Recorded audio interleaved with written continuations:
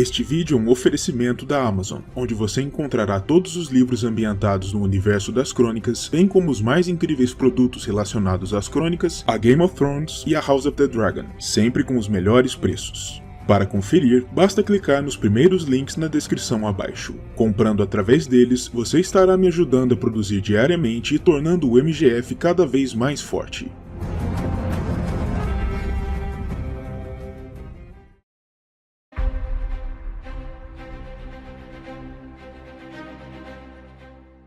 Saudações a todos e sejam bem-vindos a mais um vídeo especial do MGF. O especial de hoje, mais um em forma de lista, será bastante complicado para mim, pois precisaria organizar um ranking que não possui muitas informações objetivas para ser elaborado. Hoje, falaremos sobre as casas nobres mais poderosas dos 7 reinos de Westeros, em termos absolutos, e por isso mesmo, antes de começarmos, é preciso estabelecer alguns parâmetros. Para começar, listarei as casas mais poderosas de acordo com sua realidade no início dos eventos das Crônicas de Gelo e Fogo, no ano 298 após a conquista. E o motivo para isso é simples. Este é o período em que é mais fácil angariar informações mais confiáveis sobre a realidade das casas, antes de o caos instaurado pela Guerra dos 5 Reis varrer algumas do mapa enquanto elevava outras a um patamar de grandeza anteriormente desconhecido para elas. E além disso, é importante também estabelecer um parâmetro temporal, pois, dessa forma, casas que eram poderosas em um período de tempo determinado, mas que desde então decaíram ou vice-versa, poderão ser ranqueadas de forma mais confiável, sem ambiguidades. Outro parâmetro que estabeleço para essa lista é que o principal critério para a elaboração do ranking diz respeito aos poderes militar e financeiro combinados, criando uma espécie de média entre os dois fatores, que acredito seriam os mais importantes para a elaboração de uma lista como essa. Por fim, também me compete esclarecer que a lista conterá casas nobres grandes e casas nobres ditas menores, por serem subordinadas a casas grandes, sem distinção, se for necessário. Com as explicações feitas, vamos começar nossa lista, lembrando a todos que deixem um like e que ajudem a divulgar este e outros vídeos do canal, para apoiarem o trabalho desenvolvido aqui, além de considerarem também apoiar o canal de forma mais direta, através do botão Valeu Demais ou do clube de membros. Em quinto lugar, temos os Redwyne, da Árvore. Muito bem, já começo a lista com um nome polêmico. Muitos de vocês podem estar imaginando por que eu colocaria uma casa que é pouco citada nos livros e praticamente nunca na série nessa lista, acima de diversas grandes casas que dominam territórios muito mais vastos do que a pequena Ilha da Árvore, no extremo sudoeste de Westeros. E na realidade, meus motivos para incluí-la aqui são basicamente 3. Primeiro, a Campina é sem sombra de dúvidas a região mais fértil, mais populosa e mais materialmente rica em tudo exceto metais preciosos nos 7 reinos, e por isso, faz sentido que as casas daqui, mesmo as menores, estejam entre as mais poderosas que se pode encontrar no continente. Segundo, a espetacular frota Redwyne, que durante os eventos das crônicas foi a força de combate naval mais poderosa dos reinos, e a pedra angular das forças marítimas comandadas pelo Trono de Ferro, apesar da grave desconfiança existente entre os Lannister no poder e os senhores suzeranos dos Redwyne, a Casa Tyrell. Esse é sem dúvidas um critério poderoso. E finalmente, terceiro, pelo aspecto financeiro e pelas conexões políticas. Não é segredo para ninguém que o dinheiro é um dos elementos mais cruciais para a construção do poder nos 7 reinos, e nesse sentido, não podemos nos esquecer da gigantesca frota mercante que os Redwyne controlam e que exportam suas safras valiosas, algumas das quais de valor inestimável, para todos os cantos do mundo conhecido, trazendo aos cofres da Casa das Uvas uma quantidade enorme de ouro, usado inclusive para sustentar a frota de combate de cerca de 200 navios que eles controlam, a maior dos reinos durante os eventos dos livros. Além disso, os Redwyne sempre estão inseridos nos círculos mais altos do poder na Campina, constantemente se relacionando com as casas mais ricas e influentes da região, como os Hightower, os Tarly, os Rowan e até mesmo os próprios Tyrell. E como um excelente exemplo dessa relação próxima entre os Redwyne e a Casa das Rosas, vale lembrar que a própria Senhora Olenna é uma Redwyne por nascimento. Por esses motivos, acredito que os Redwyne são os candidatos ideais para abrir nossa lista. Em quarto lugar, temos os Arryn, do Vale. A grande casa que controla o vale que leva o seu próprio nome é, sem dúvidas, uma escolha judiciosa para o quarto lugar. Para começar, os Arryn controlam aquela que é a região mais fértil de Westeros fora da Campina e de alguns locais nas terras fluviais, o que por si só já lhes garante grande poder, podendo sustentar seus vassalos e sua população mesmo em tempos de crise nos reinos. O que explica, aliás, a tendência dos Arryn em se fecharem quando julgam necessário, isolando o vale e se sustentando a partir de suas próprias colheitas fartas. Além disso, a geografia também lhes confere poder, pois seu vale é protegido por todos os lados, ou pelas águas do Mar Estreito, ou pelas maciças montanhas da Lua, que servem de morada e refúgio aos irritantes homens dos clãs das montanhas, mas que ao mesmo tempo protegem o vale do pior dos conflitos nos reinos. Ademais, vale também citar a própria fortaleza sede dos Arryn, um imponente Ninho da Águia, um castelo único nos reinos. Localizado por trás de diversas linhas defensivas sólidas e intransponíveis, próximo ao topo da montanha conhecida como a Lança do Gigante, o Castelo Arryn pode ser isolado tanto quanto a própria região quando necessário, e sitiá-lo é algo virtualmente impossível, embora seja possível bloquear os caminhos que levam a ele a partir da base do vale. Por isso, apenas alguém em um dragão seria capaz de furar tais defesas e atingir a fortaleza com alguma facilidade, e em tempos nos quais os dragões estão extintos, ou quase, isso não é nada provável. Por fim, vale também apontar, é claro, o aspecto financeiro e o militar. Os Arryn, devido à prosperidade de suas terras e ao comércio lucrativo em Vila Gaivota, se contam entre as casas mais ricas dos reinos de modo geral, e seus afamados cavaleiros, considerados os mais nobres e altivos em Westeros, são lendários em combate, sendo capazes de virar a maré de uma batalha ou até mesmo de toda uma guerra com suas lustrosas armaduras, possantes garanhões e letais lâminas. E a força de combate geral que os Arryn podem reunir ao convocar todos os seus vassalos à guerra oscila em cerca de 45 mil homens, ao menos teoricamente. Todos esses fatores asseguram com tranquilidade o quarto lugar da lista aos Senhores da Lua e do Falcão. Em terceiro lugar, temos a Casa Hightower, da Torralta, os Senhores de Vila Velha. Não é muito difícil defender a posição dos Hightower nessa lista, mas como de costume, serei detalhista. A casa menor que considero como a mais poderosa em toda Westeros possui diversos predicados importantes.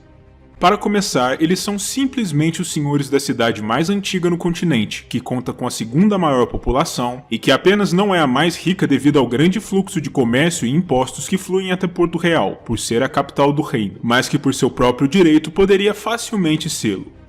Apenas esse fato já contribui muito para tornar a Casa Hightower não apenas uma das, se não a casa nobre mais rica na Campina, como também de todos os reinos, com alguns em Westeros até mesmo especulando que eles possam ser tão ricos quanto os próprios Lannister, mesmo sem contarem com depósitos de ouro e prata em seu subsolo. Tamanho é o volume comercial e a riqueza gerados pelo excelente porto em Vila Velha, protegido e coordenado pela própria Torralta.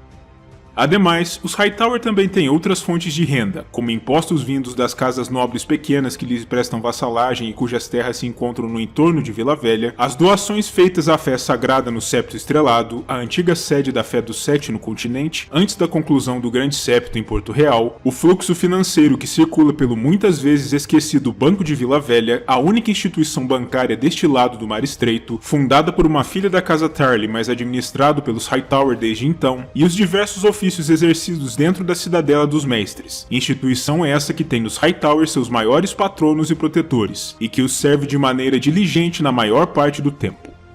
Por fim, é preciso também levar em conta que os Hightower podem não apenas reunir por si mesmos uma força de combate 3 vezes maior do que a de qualquer outra casa menor individualmente, o que faria com que fossem capazes de reunir algo em torno de 10 mil soldados sem nenhuma ajuda externa, colocando seu poder no patamar daquele de uma grande casa, como também possuem sua própria frota de combate ancorada no porto de Vila Velha, usada principalmente no patrulhamento da desembocadura do Vinhomel, pois afinal de contas, a vasta riqueza que circula na velha cidade precisa ser defendida dos olhares cobiçosos.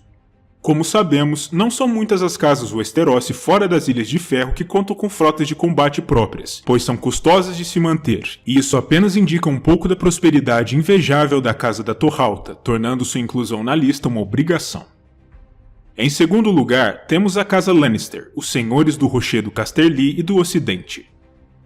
Mais uma casa que dispensa maiores explicações. Os Lannister são, sem sombra de dúvidas, a casa nobre mais rica e opulenta não só em Westeros, mas possivelmente em todo o mundo, apesar das especulações sobre a riqueza dos Hightower que citei há pouco, e a principal origem de sua riqueza são as vastas quantidades de ouro, prata e outros metais preciosos encontrados no subsolo, por sob as vastas cadeias de colinas e montanhas que cortam toda a extensão do ocidente, excetuando-se a porção mais a sul. Isso faz das casas nobres ocidentais as mais ricas em Westeros de maneira geral, e com o perdão do trocadilho, aos Lannister sempre coube a parte do leão desta riqueza, devido ao seu caráter como senhores dessa porção do continente. Ademais, não se pode ignorar o poder militar Lannister, que não só é formidável por seu próprio direito, com a casa podendo reunir em torno de 45 a 50 mil homens quando convoca seus vassalos à guerra, como também se torna ainda maior ao se considerar a riqueza do rochedo, pois seus soldados são sem dúvidas os mais bem aprovisionados e equipados no continente, graças a essa vultosa riqueza, e os Lannister podem, a qualquer tempo, reforçar ainda mais suas linhas contratando companhias mercenárias do outro lado do Mar Estreito, aumentando sua força. Além disso, também precisamos citar Lannisporto, uma cidade menor do que Porto Real ou Vila Velha, mas que se tornou tremendamente rica e importante, em especial por conta da fina arte da ourivesaria que existe ali, atraindo artesãos e comerciantes de todos os cantos do continente e do mundo mais além, em busca de uma parte dessa riqueza. Finalmente, ancorada no porto da cidade, também precisamos falar a respeito da frota Lannister de combate, que conta com cerca de 50 navios e cumpre em especial propósitos defensivos, protegendo o porto do assédio de bandidos e, principalmente, dos nascidos no ferro, quando decidem reavivar seu costume antigo, que sempre teve o rico ocidente como alvo principal. Por fim, é impossível citar o poder dos Lannister durante os eventos das crônicas sem citar o homem que o personifica, o senhor mais poderoso que Westeros já conheceu, Lord Tywin Lannister, que foi aliás o objeto do vídeo anterior do canal, uma longa digressão sobre meus motivos para admirá-lo em primeiro lugar. O senhor ocidental com toda certeza soube conservar e expandir o poder de sua casa durante as décadas anteriores às crônicas, e não é um homem com quem se deva brincar ou a quem se deva subestimar. E finalmente, fechando nossa lista em primeiro lugar, como não poderia deixar de ser, temos a casa Tyrell de Jardim de Cima, os Senhores da Campina. Eu confesso que decidir qual casa ocuparia o primeiro lugar da lista foi difícil de verdade. Fiquei bastante tempo indo e voltando entre os Tyrell e os Lannister, considerando e reconsiderando diversos fatores, até porque ambas as casas têm, cada uma, um ponto forte em um dos aspectos que usei como parâmetros principais. Uma é a mais rica e a outra a mais poderosa militarmente. No fim, optei pelos Tyrell por uma simples razão. Em guerras medievais, os números dizem muito mais do que em guerras no mundo moderno, onde o número de tropas em campo é bem menor e o papel da tecnologia bélica é muito mais prevalente, e onde artefatos como explosivos poderosos e até armas nucleares táticas podem varrer exércitos inteiros de campo em questão de frações de segundo. Já no contexto das crônicas, a força dos números importa muito mais, embora forças maiores possam ser derrotadas por outras menores em determinadas circunstâncias, exceções essas que confirmam a regra. E no sentido de efetivo militar, nenhuma casa chega sequer próxima à casa Tyrell. Disse que, se reunirem todos os seus vassalos para a guerra, os Tyrell podem colocar em campo uma força que oscilaria entre os 80 mil e os 120 mil soldados. Um número assombroso que só costuma ser visto com mais frequência entre as forças militares de Essos, mas que é praticamente desconhecido no poente. Além do mais, precisamos também apontar que, desse montante, especula-se que até um terço possa ser formado por cavaleiros armados e couraçados, mais um dado espantoso, pois a cavalaria é, no contexto das guerras de Westeros, a unidade mais efetiva em campo e é capaz de desequilibrar qualquer combate, especialmente se não envolver dragões. Para além do aspecto militar, os Tyrell também não são nada fracos no aspecto financeiro, embora não sejam tão ricos quanto os Lannister. Eles governam as terras mais férteis de Westeros, além de serem as mais vastas ao sul do Gargalo, o que significa que a riqueza gerada pelas colheitas e por outros tipos de produção é sempre muito vultosa, alimentando os cofres de Jardim de Cima, uma fortaleza espetacular por seu próprio direito, através dos impostos e obrigações devidos pelas numerosas casas vassalas dos Tyrell aos seus senhores. A existência de Vila Velha dentro da Campina também contribui muito para a riqueza dos Tyrell, sendo um dos portos mais importantes do reino, e os impostos gerados por esse fluxo comercial e aduaneiro ajudam a inflar ainda mais os cofres dos Tyrell. Por fim, não é possível ignorar a veia política poderosa dessa casa durante este período, sob o competente comando de Lady Olenna, a matriarca da casa, com os senhores da Rosa Dourada sempre se posicionando espertamente nos assuntos dos mais altos círculos do poder, garantindo assim que seus interesses sejam sempre observados. Por fim, pode ser que alguns de vocês estejam estranhando a ausência de outras grandes casas nessa lista, como os Greyjoy, que podem reunir uma frota de centenas de dracarys quando convocam todos os seus vassalos, os Baratheon, que se gabam de ser os guerreiros mais furiosos dos reinos, os Tully, que resistiram a mais guerras em suas terras que qualquer outra casa grande, os Martell, com seus lendários lanceiros, ou os Stark, com sua antiga tradição honrada e marcial herdada dos primeiros homens dos tempos antigos. Mas acredito firmemente que algumas casas menores são, no contexto geral, mais poderosas do que algumas grandes, e por isso deixei essas casas de fora da lista, mas não poderia deixar de citá-las.